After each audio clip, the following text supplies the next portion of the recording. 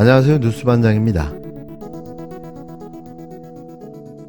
특히 최근에 계엄 얘기가 자꾸 얘기되고 있고, 종전에 만들어졌던 계엄안에 보면 계엄 해제를 국회가 요구하는 것을 막기 위해서 국회의원들을 계엄 선포와 동시에 체포 구금하겠다라는 그런 계획을 꾸몄다는 얘기도 있습니다. 이거 완벽한 독재국가 아닙니까? 이런 문제에 대해서도 우리가 오히려 더 심각하게 고민해야 된다. 더불어민주당 이재명 대표가 계엄령 준비 의혹을 제기한 데 대해 국힘당 한동훈 대표가 근거를 제시하라며 사실이 아니라면 국기문란에 해당한다고 나섰습니다. 1일 여야 당대표 회담 전 모두 발언에 나온 이재명 대표의 계엄 발언을 하루가 지나서야 뒷북을 치며 발끈한 건데요. 이는 대통령실의 강한 반발에 어쩔 수 없이 보조를 맞추는 듯한 분위기인 거죠. 사실 한 대표는 여기에는 그닥 관심이 없어 보입니다. 그냥 또 눈치를 보다 기본은 해야겠다고 나선 듯 싶은데요. 자신과는 딴 세상 이야기인 거죠. 대표 간에 초반에 스피치가 있었잖아요. 거기 뭐 어느 정도 서로 견제구를 던지기도 하고 이렇게 하는 것이니까 나머지 내용에 대해서는 제가 특별히 언급은 안 하겠는데, 제가 근거를 제시해 줄 것 요구해야, 공식적으로 요구해야 될 부분이 있습니다. 계엄을 준비하고 있다. 이거 우리나라 얘기 맞습니까? 뭐 여기서 계엄을 준비하고 있는 걸 알고 계시는 분이 계세요? 우리가 모르게 지금 대통령께서 계엄을 준비하고 있다는 겁니까? 만약 그렇다면 저희에게 알려주십시오. 그리고 만약 그렇다면 근거를 제기해 주십시오. 이게 갑자기 튀어나온 이야기가 아니라 김민석 최고위원께서 여러 차례 말씀하셨죠. 그러면서 근거는 차차 제시하겠다. 그 차차가 언제입니까? 심지어는 11년 만에 열리는 여야 대표의 회담 모두 발언에서 이 얘기가 나왔잖아요. 이 정도라면 저는 더불어민주당이 우리 모두 수긍할 만한 근거를 갖고 계실 거라고 생각합니다. 맞다면 심각한 일 아닙니까? 근거를 제시해 주십시오. 차차 알게 될 거다.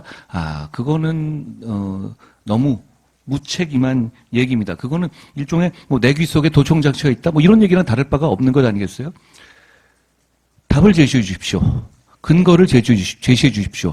만약에 진짜 그렇다면 우리도 막을 겁니다. 그런데 그게 사실이 아니라면 이건 국기를 문란하게 하는 것 아니겠습니까? 저는 국기 문란 이런 말 자주 쓰는 건 좋아하지 않는데, 어떤 뭐 단순한 레토릭이 아니라 계엄을 준비하고 있다라는 정도의 거짓말이라면 이건 국기 문란에 해당한다고 저는 생각합니다. 한 대표는 당 최고위원회의에서 11년 만에 열린 여야 대표 회담 모두 발언에서 계엄령 준비 이야기가 나올 정도면 민주당이 모두 수긍할 만한 근거를 갖고 있을 것이라며, 만약 계엄령 준비가 진짜라면 우리 모두가 막을 것이지만 사실이 아니라면 국기문란을 하게 한 것이라고 강하게 비판했는데요. 이어 차차 알게 될 거라고 하는 건 너무 무책임한 이야기로 내 귀에 도청장치가 있다는 이야기와 다를 바가 없다며, 이런 차원에서 어제 면책특권 남용 제한을 법률로서 하자는 말씀을 드렸고, 국민도 정치개혁 필요성을 느끼실 것이라고 강조했습니다. 추경호 국힘당 원내대표도 민생협치를 모색해야 할 자리에서 근거 없는 계엄령 선동 발언을 불쑥 던진 데 대해 강한 유감을 표한다며, 여당 대표 면전에 두고서 해서는 안 될 대단히 무례한 언행일 뿐만 아니라 나라를 혼란에 빠뜨리는 가짜뉴스 선동이라고 말했는데요. 앞서 어제 이재명 대표는 여야 대표 회담 모두 발언에서 최근 계엄 이야기가 자꾸 나온다며, 종전에 만들어졌던 계엄안에 보면 국회가 계엄 해제를 요구하는 것을 막기 위해 국회의원들을 체포 구금하겠다는 계획을 꾸몄다는 이야기도 있다고 말했습니다. 과연 계엄령과 관련된 이재명 대표의 발언은 근거 없는 가짜 뉴스였을까요? 하지만 이 일인 오늘 열린 국회 국방위 김용현 국방부 장관 후보자에 대한 인사청문회에서 윤석열 정부가 계엄령을 준비하고 있다는 정황들이 쏟아져 나왔는데요. 내용은 가히 충격 그 자체였습니다. 우리 군 역사의 가장 큰 오점으로 남아있는 하나에, 그 뒤로 뭐가 있었습니까? 알짜에, 그 다음 충암파, 용연파가 있습니다. 김용현 후보자 관계에 있는 사람들 승승장구, 이제 하나의 계보를 형성하고 있습니다. 이 정도면 제2의 하나회입니다. 충암파가 영연파로 확대되었죠. 하도 인사에 개입해서 국방장관 위에 국방상관이라고 하지 않습니까? 후보자는 과거에 왜 당나라 군대가 되는가? 정치권의 인사 개입, 줄 세우기로 군 지휘체계가 와해됐기 때문이다. 이런 말을 했죠. 계엄 준비를 위해서 가장 충성스러운 사람을 지휘직에 채워 넣습니까? 아니면 그런 사람만 지금 계속 고르고 있죠? 후보자, 질문입니다. 대답하세요. 최근 이준우 수방사령관, 각종군 특전사령관, 여인영 방첩사령관을 한남동 공관으로 불렀죠. 출입 기록을 남기지 않으려고 입구에서 경호처 직원의 안내로 불러들여서 무슨 얘기했습니까? 계엄 이야기 안 했습니까? 내란 예비 음모로 비칠 수 있음을 명심하십시오. 김용현 국방부 장관 후보자가 인사청문회에서 야당 의원 첫 질의부터 곧바로 거짓 선동이라고 반박해 소란이 일었는데요. 대통령 경호처장이었던 김 후보자는 윤석열 대통령의 충암고 1년 선배이자 핵심 최측근입니다. 이날 열린 김용현 후보자의 국회 국방위원회 인사청문회에서 박선원 더불어민주당 의원이 첫 질의자로 나섰는데요. 박 의원은 대통령 직무실 용산 이전을 주도한 김 후보자에게 현재 용산에는 대통령, 국방부 장관, 합참의장 근무시설이 함께 있다. 핵무기도 필요 없다. 북한의 재래식 탄도미사일 몇 발이면 초토화될 수 있다고 지적한 뒤 유사시 대통령 생존성을 극대화하는 천혜의 지형인 청와대 대신 북한의 공격에 무방비로 노출된 용산으로 이전했다. 대통령 생존성을 그대로 위협하는 경호처장은 국방부 장관 자격이 없다고 직격했습니다. 박 의원은 이어 충암고 출신이 군 내부 주요 보직을 차지하는 최근 군인사와 관련해 충암파가 용연파로 확대됐다. 승승장구하고 있다. 이 정도면 제2의 하나회다. 군인사에 개입해서 국방부 장관 위에 국방상관이라고 한다고 지적했는데요. 박 의원은 이어 최근 이진우 수방사령관, 곽종근 특전사령관, 여인영 국군 방첩사령관이 최근 서울 용산구 한남동 대통령 경호처장 공간을 방문했다는 의혹도 제기했습니다. 박 의원은 이들은 방문 사실을 출입기록에 안 남기려고 입구에서 경호처 직원을 안내로 불렀다. 무슨 얘기를 했느냐? 계엄 얘기를 하지 않았냐고 쏘아붙였는데요. 이어진 질의응답에서 추미애, 김민석 의원도 사실을 기반한 근거를 제시하며 계엄령의 실체를 밝히는 데 주력했습니다. 말로만 회자되고 있던 계엄령의 실체가 드러난 순간이었는데요. 대체 이 정부는 어디까지 가려 하는 걸까요? 이제는 정말 두렵기까지 합니다. 한간에는 계엄령 대비를 위한 친정체제를 구축 중이다. 그래서 후보자의 용도가 그것이다 라고 하는데 저는 근거 없다라고 생각지 않습니다. 후보자를 중심으로 대통령실과 국방부, 방첩사, 수방사가 하나의 라인으로 구축될 수 있습니다. 그것은 다음에 제가 지적하겠는데요. 방첩사라는 것은 군의 견제와 감시 기능, 특히 인사 조직에 대한 정보를 틀어지고 있죠. 조직의 부패와 권한 남용을 방지할 수 있는 사정 기능을 담당해야 되는데 이것이 대통령실 국방부 방첩사 수방사로 일심동체가 된다면 군 내부의 견제와 균형이 무너지는 것이죠.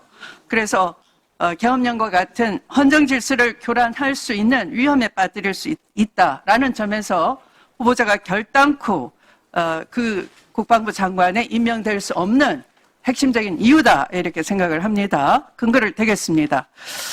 자, 윤석열 정권은 전두환 군부의 하나회처럼 김용현의 3대 군벌 형성이 되고 있다라는 말이 있습니다.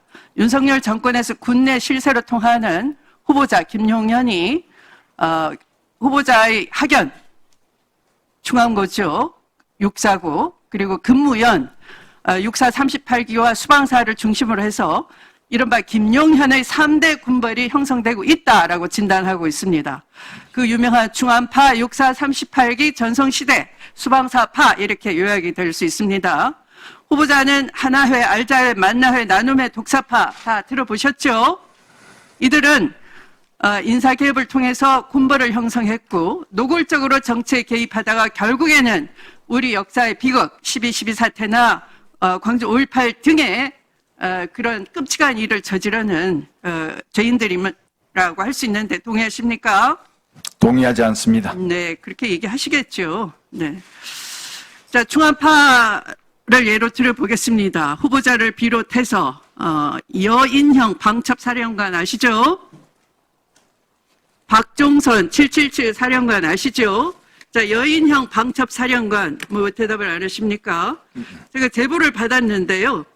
차남이 있어요. 아마 구사단 일산소재 본부에서 근무하고 있다라고 알려져 있는데 한번 보실까요? 이 차남을 통해서 이런 얘기가 빠르게 돌고 있습니다. 고등학교 선배인 경호처장이 우리 아빠 밀어준대. 윤석열 임기 안에 우리 아빠 대장까지 달 것 같아. 결국은 육참 총장 임명될 거야. 이렇게 수차례 자랑을 하고 다닌다고 합니다. 네. 이 사람에 대해서 여인영 장군에 대해서는 너무 빨리 진급하고 있어요. 초고속 승진을 하고 있습니다. 보직도 핵심 보직, 꽃보직에 들어가고 22년 12월에는 중장 진급 코스로 불려 요직으로 손꼽히는 육참 정보작전부장으로 영전이 됐어요. 1년도 채 안 돼서 2023년 11월에는 중장으로 진급했고 현재 방첩사령관으로 나갑니다. 자, 후보자가 중앙부 후배 여인영 사령관 밀어주고 있는 거 맞습니까? 인정하지 않습니다. 네, 윤석열 임기 내 대장까지 세울 계획입니까? 동의하지 않습니다. 네, 한번 지켜보겠습니다. 이렇게 장성급 중에 중앙고 출신이 주요 보직을 맡은 적이 있었습니까?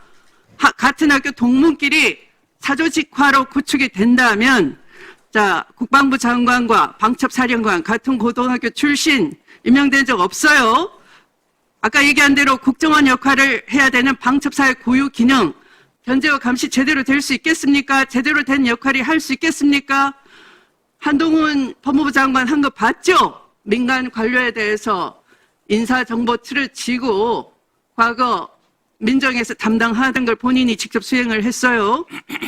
그리고 군에 대해서는 이제 후보자가 그 자리에 가는 겁니다. 군 관료에 대해서는 후배를 통해서 진급심사 시 조난자료, 이른바 검정자료 다 작성하는 막강한 권한을 감안할 때 이렇게 군이 후보자를 중심으로 사조직이 돼버린다면 군이 제대로 돌아가겠습니까? 국민을 위한 군이 되겠습니까? 대통령의 정권 보위를 위한 군으로 전락하지 않겠습니까? 헌법 제77조에 보면은 국회가 제적위원 과반수 찬성으로 계엄 해제를 요구하면 대통령을 이를 해제해야 된다. 대통령실이 이 조항을 정확하게 지정한 겁니다. 맞죠? 네. 국회의원에게는 불체포 특권이 있기 때문에 계엄이 발동돼도 국회의원들이 국회에 모여서 해제를 요구하면은 계엄은 해제됩니다. 이것이 100% 진실이면은 대통령실 얘기가 맞고요. 이재명 대표 얘기는 거짓 정치 공세고 괴담이 됩니다. 근데 계엄법 제13조에 보면 여기 PPT를 중간중간에 제가 이건 띄우라고 안 했군요. 계엄법 13조의 국회의원 불체포 특권을 보면은 계엄 시행 중 국회의원은 현행범인 경우를 제외하고는 체포 또는 구금되지 아니한다 이렇게 돼 있습니다. 그 얘기는 뭐냐면 국회의원들이 계엄법상 현행범으로 현행범입니다. 또는 구금돼서 계엄 해제 의결을 과반수로 만들 만큼 참여하지 못한다면 지금까지의 이야기는 다 바뀌게 되는 것입니다. 이런 상황이 실제로 생긴다면 거꾸로 이재명 대표의 이야기는 진실이 되고 대통령실의 이야기는 거짓이 될 수도 있겠죠. 자, 현행범의 정의는 뭘까요? 한번 저기 떠 있지 않나요? 네. 형사소송법상의 현행범 정의가 있습니다. 범죄를 실행하고 있거나 실행하고 난 직후의 사람을 현행범이라고 합니다. 그중에 1. 범인으로 불리며 추적되고 있을 때 4. 누구냐고 묻자 도망하려고 할 때. 형사소송법상 현행범의 정의입니다. 후보자께서 혹시 이거 말고 대한민국에서 현행범의 다른 정의를 알고 계신 거 없죠? 네, 처음 맞습니다. 네. 현행범은 범죄의 내용이 규정이 안 돼서 대단히 폭넓게 적용 가능한 개념입니다. 가령 누가 김건희 여사가 감옥에 안 가려고 계엄을 하자 그랬다더라. 이렇게 하면은 유언비어를 유포한 현행범이 되는 겁니다. 그 다음 PPT 한번 볼까요? 지금 저기 있는 대비계획이라는 것은 지금 소위 얘기하는 박근혜 정부의 계엄 문건이 대비계획 세부 자료입니다. 이 중에 13 자료가 떠 있을 겁니다. 2017년에 만들어진 박근혜 정부 개헌문건 정확한 명칭은 대비계획 세부자료 13은 여소야대가 국회가 계엄 해제를 시도할 경우에 대비한 조항입니다. 그중에 맨 마지막을 보시면 집회 시위와 반정부 정치 활동을 금지한 포고령을 선포하고 위반 시 구속 수사 등 엄중 처리 관련 경고문을 발표해서 합수단은 불법 시위에 참석하거나 반정부 정치 활동한 의원을 집중 검거 후 사법 처리해서 예결 정족수 미달을 유도한다. 이렇게 적시되어 있습니다. 후보자께서는 2017년에 이 개헌 문건 작성에 관여하신 적이 당연히 없겠죠? 네, 그렇습니다. 이 문건 작성 사실은 2017년에 아셨습니까? 몰랐습니다. 모르셨겠죠, 당연히. 2017년 당시 후보자는 계급과 직책이 합참작전본부장이었던 것 같은데 맞습니까? 맞습니다. 2017년에 이 문건이 작성된 건 팩트인데 합참작전본부장이면 꽤 고위직인 후보자도 몰랐다는 겁니다. 즉, 이 정도의 문건 작성은 극소수 외에는 군 고위 장성들조차도 몰랐던 게 당연하겠죠. 만약 후보자가 이 시점에 이걸 아셨다면 되게 황당하다고 하고 반대 이상하게 생각하셨겠죠? 네, 그렇습니다. 그렇겠죠.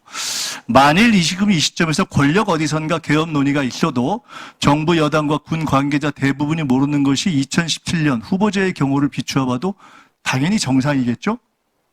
그렇겠죠. 자, 이 개헌 문건에 대해서 정부 여당 관계자들은 문재인 정부에서 요란하게 조사했지만 무죄가 났다 이렇게 이야기합니다. 자, 실제 내용을 보겠습니다. PPT 한번 띄워주세요. 추미애 전 대표가 민주당에서 개헌 문모를 제기했을 때 정부 여당이 지금처럼 아주 똑같이 펄쩍 뛰면서 부인했습니다. 결국 2017년 개헌 문건 작성은 사실이었습니다. 제가 당시 추미애 대표에게 제보했던 사람 중 하나입니다. 정부 여당이나 관계자들의 주장처럼 조현천 당시 기무사령관의 내란 예비 음모 혐의는 검찰에서 무혐의가 되었습니다. 왜?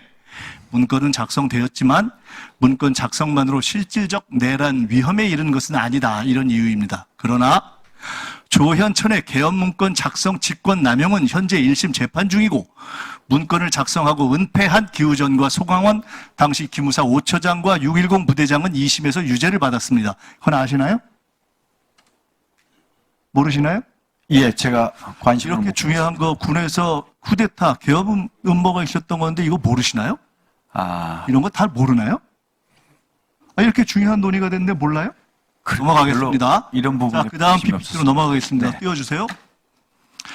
국가 비상사태가 발생하면 국방부는 계엄 선포 여건을 검토해서 대통령에게 건의하고 국가안보회의와 국무회의 심의를 거쳐 선포합니다. 즉 계엄 선포 검토도 건의도 국방부 장관이 하게 되어 있죠? 이건 아시죠? 네.